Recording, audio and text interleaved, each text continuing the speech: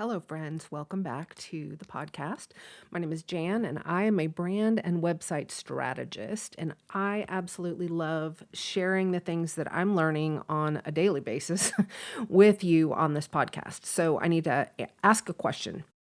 Have you ever landed on a website, scrolled through the homepage, read the about page, looked at services, and felt zippo? Nothing.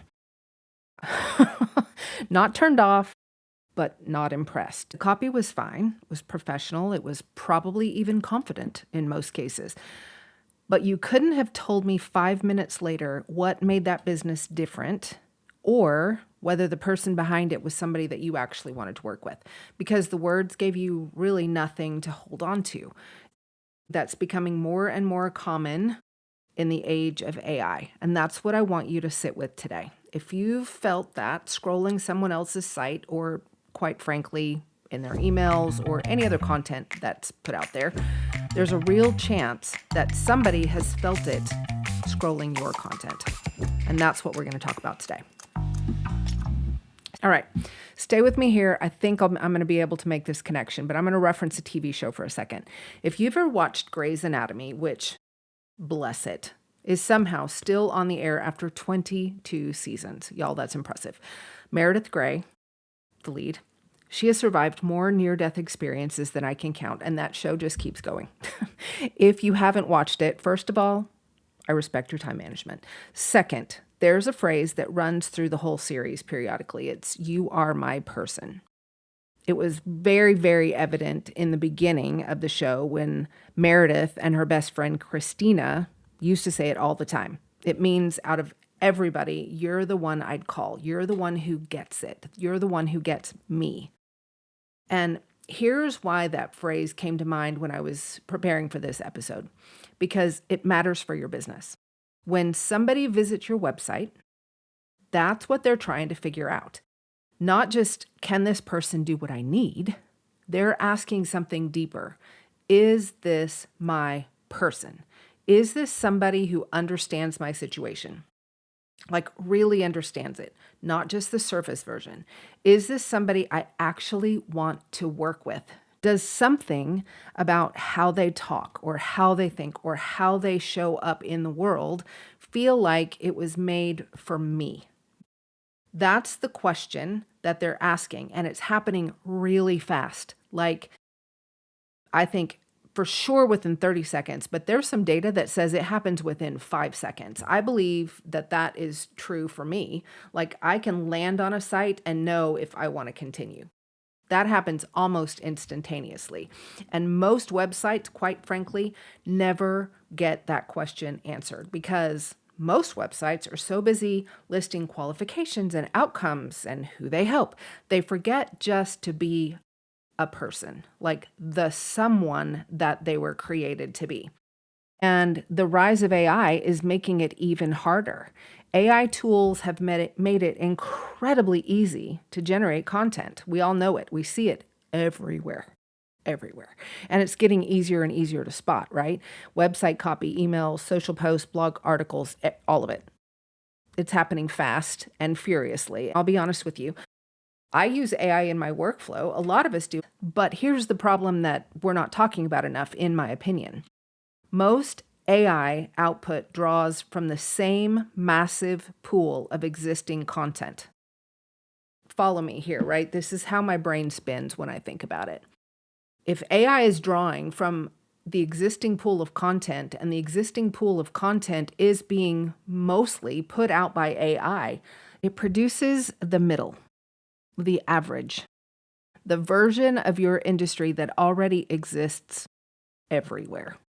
Which means we now have an internet full of websites saying things like, "I help ambitious women build the business of their dreams," or "strategic, heart-centered solutions for the modern entrepreneur," or "empowering you to show up boldly and authentically." And y'all, I'm not saying those are bad sentences, okay? I'm saying that they are invisible sentences. They slide right past your reader because they've seen some version of that copy on 15 other websites this week. When everything sounds the same, nothing stands out. And when nothing stands out, people default to whatever is cheapest, fastest, or first in the search results. And my friend, that is not a competition that you want to be in, okay? The good news is, and this really is good news, the solution is something that AI literally cannot replace. It's you. Your specific voice, your specific story, your specific way of seeing things and saying things. That is the differentiator right now. And it's only going to matter more going forward as AI keeps proliferating. So I want to get super practical, all right? Where does the uniquely you actually have to live on your website? I want to give you 3 places that are kind of non-negotiables in my mind, okay? These are places where if your personality is not present, you are invisible. The first one is your headline. Your headline is the first thing that somebody reads. It has one job, just one. Make them want to read the next line. And generic headlines fail in that job. Welcome to my website, helping women grow their businesses. These say nothing that makes someone feel seen. A strong headline has a point of view. It might name the specific person you're for. It might name the specific problem that you solve. It might even be a little unexpected. I would say it needs to be a little unexpected. But it sounds like a human being wrote it, for Pete's sake. A specific human being, you, with your specific perspective, with your specific voice, the way that you say things that only you can, all right? The second place is your About page. This, my friend, is the most visited page on most business websites, and it is the most wasted opportunity on most business websites, in my opinion. People go to your About page because they're already interested in you. They want to know who you are, not just your credentials, but who you are, what you believe, how you got here, why this work really matters to you. And if your About page reads like a LinkedIn summary, you've lost them. If it reads like you sat down and actually talked to somebody and told them the real story in your real words, you got them hooked. I did a full episode on the About page back in episode 102, and I'm going to link that in the show notes if you want to go and listen to some more. Number 3, your email opt-in copy. This one I think surprises a lot of people, but I want you to consider this. The language that you use to invite somebody onto your list, that is the moment that somebody decides whether they want more of you or not. Subscribe for tips and updates, that's not a reason to say yes, in my opinion. Now, something like get weekly ideas for building a business that doesn't need Instagram to survive, that is a statement that lets me know what I'm signing up for, and I know if it's for me or not, okay? Your opt-in copy, it's like a first date, and you want to make sure that it's worth showing up for. People say, I just need to be more authentic. I think authenticity is a word that gets thrown around a lot these days, and I get it. I get what they mean, but authentic has become a word that means really nothing anymore because everybody claims that they're authentic. What I'm actually asking for is something that's more specific than authentic. I'm asking, what's the thing you say that nobody else in your industry says quite the same way? What's the analogy that you reach for that's a little unexpected? What's the story from your life that keeps showing up in your work? What's the thing that your clients always say that you help them see differently? That's your brand voice. It's a specific way of thinking and talking that could not have come from anybody else because it is uniquely you. For some of you, faith is woven into that. You see your work through the particular lens of faith, stewardship, calling, kingdom, purpose. And that shapes how you talk about what you do. It's a magnet for the exact people who are looking for somebody like you. For all of you, there's something. You just have to find what it is and then stop editing it out.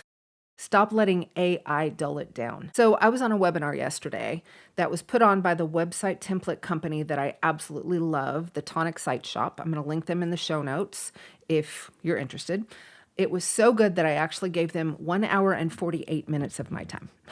Jen Olmsted, one of the owners, put it this way: your website should be spicy. It was an acronym. The S was for soul. Does your website have soul? P is point of view. What do I think about what I do? I is an immersive experience. How does it feel to be on your website? C, clear value proposition. Am I telling people very clearly what I sell and why it's worth what I charge?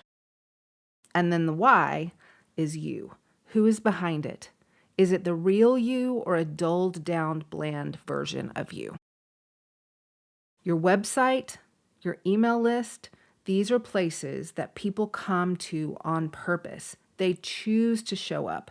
They're already leaning in, which means if your website sounds like you, like really sounds like you, the right people feel it immediately and they stay and they come back and they tell somebody else. Psalm 139 was one of my dad's very favorite passages of scripture. We found notes on it literally everywhere after he passed away. And verse 14 says that we are fearfully and wonderfully made. Every single one of us. The God who made you distinct, who gave you that specific voice and story and perspective, he didn't do that so you could sand it down to match the template or let AI take that distinctness and make it look like everybody else. Your brand is downstream of who you are, who you were created to be. And your website is where that brand lives. If your website is not reflecting the real you right now, the specific, irreplaceable, this could only be her version of you, I think that's worth fixing. Now, if I'm honest, after this webinar, I had to take a good look at my own website yesterday, thus this episode. I think my website started out being a version of me, but over the last couple of years with the pivots and shifts that I've made, it certainly does not pass the spicy test anymore. And I've got some work to do, and I'm going to be digging in. So I want you to do exactly what I did. I want you to stop and open up your website right now, or if you're not at a place you can do that, put it on your list for later today, but don't forget, this is important. I want you to find two things. First, I want you to find a sentence, a paragraph, a section,